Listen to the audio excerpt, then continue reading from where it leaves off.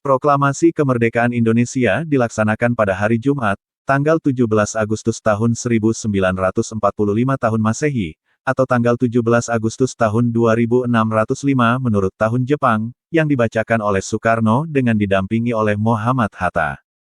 Di sebuah rumah hibah dari Faraj Martak di Jalan Pegangsaan Timur No. 56, Jakarta Pusat.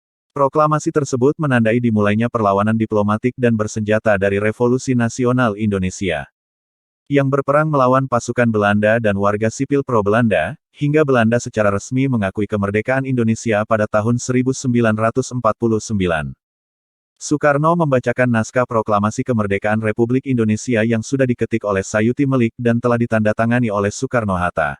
Rumah proklamasi lengkap dengan tugu proklamasi sekitar tahun-tahun 1950 sampai tahun 1960 di Jalan Pegangsaan Timur, sekarang Jalan Proklamasi. Kedua bangunan tersebut kini telah hancur. Pada tahun 2005, Belanda menyatakan bahwa mereka telah memutuskan untuk menerima secara de facto tanggal 17 Agustus tahun 1945 sebagai tanggal kemerdekaan Indonesia. Namun, pada tanggal 14 September tahun 2011, pengadilan Belanda memutuskan dalam kasus pembantaian Rawagede bahwa Belanda bertanggung jawab karena memiliki tugas untuk mempertahankan penduduknya, yang juga mengindikasikan bahwa daerah tersebut adalah bagian dari Hindia Timur Belanda.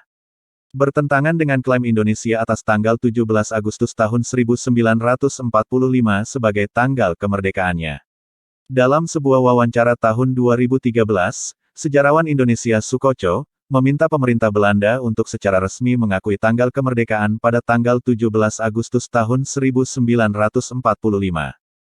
Perserikatan Bangsa-Bangsa mengakui tanggal 27 Desember tahun 1949 sebagai tanggal kemerdekaan Indonesia.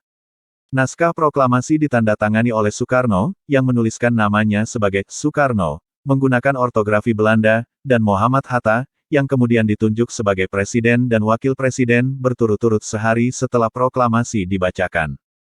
Hari kemerdekaan dijadikan sebagai hari libur nasional melalui keputusan pemerintah yang dikeluarkan pada tanggal 18 Juni tahun 1946.